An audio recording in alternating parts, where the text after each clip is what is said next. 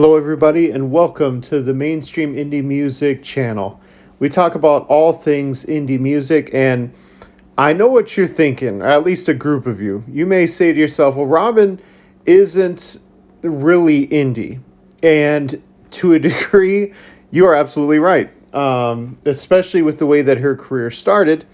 But really, what I wanted to focus in on is the aforementioned song, the title of this video, but also the time period that surrounded it, because that's where her striking out on her own, being independent, and so on and so forth comes into play.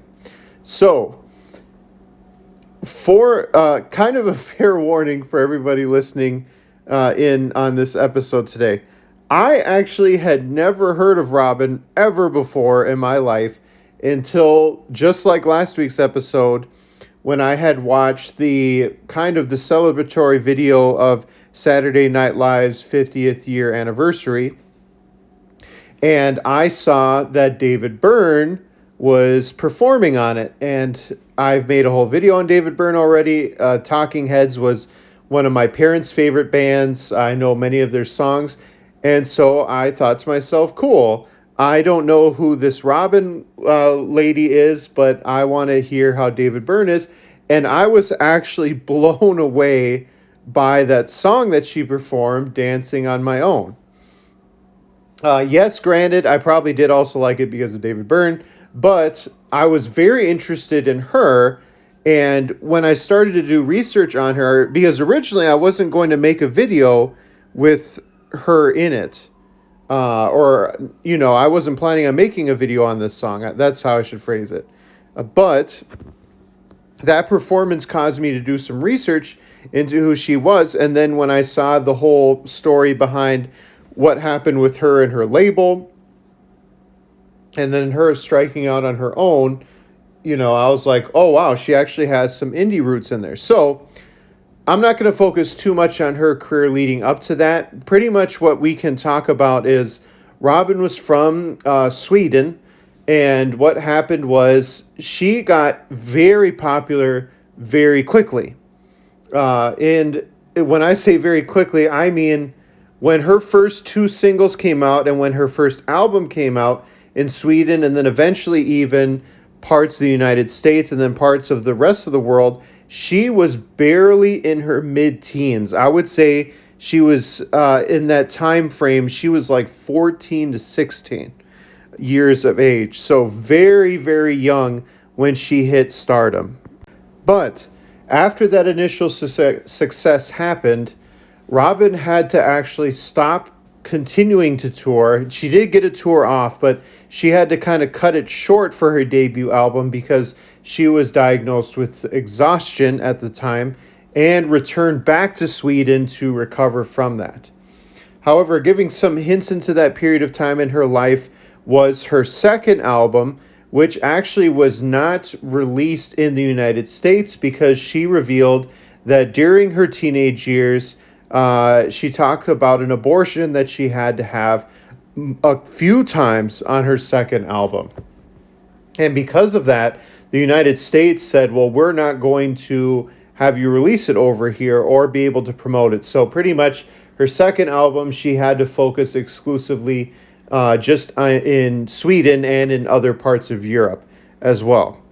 Now, what happened after that is when the record label fight started happening between her and her record label at the time. Her record label at the time was BMG, and when she was prepping to go for her third album, she decided to leave that record label because she had fights with artistic control and other issues, and she went to what was called Jive Records. And ironically, Jive Records started to struggle financially, and BMG bought Jive Records. So here she was, almost making a complete circle, and found herself having to work with the very same people that she had left behind before. In 2004, Robyn released a song and had a huge fight with BMG Records over the song Who's That Girl? And that was finally the straw that broke the camel's back. She was done.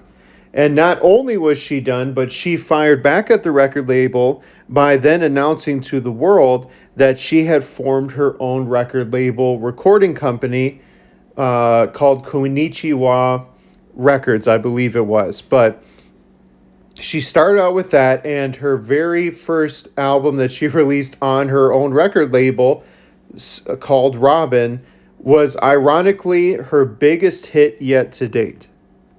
This was in the mid 2000s, and she started to do extremely well that she decided to follow it up with what was called the Body Talks trilogy, where there was three different albums called that were released pretty much consecutively in a very brief period of time. This was in 2010.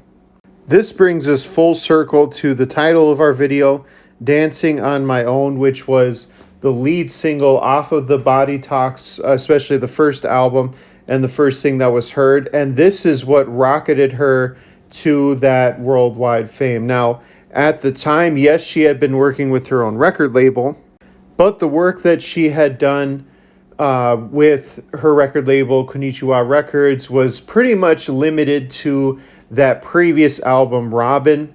This time she decided to go with the big guns, EMI and Interscope Records, for the Body Talks, and she was rewarded for that gamble. You know, I couldn't imagine. It probably was a little nerve-wracking trying to go back to working with record labels again, but it definitely paid off as that one, it didn't win, but it was pretty much up there during the awards season. In fact, I believe in one of the awards shows, I think it was a smaller one, like MTV awards, she performed Dancing on My Own with Deadmau5.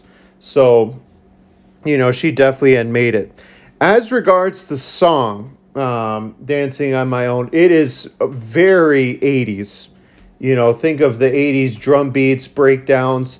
What's really cool is when you see her perform this song live, she has multiple drummers and they have multiple electric drum sets and drum kits together at the same time that really produces that 80s drum noise. It's really cool. I definitely encourage you to see her performing that live to see the setup there.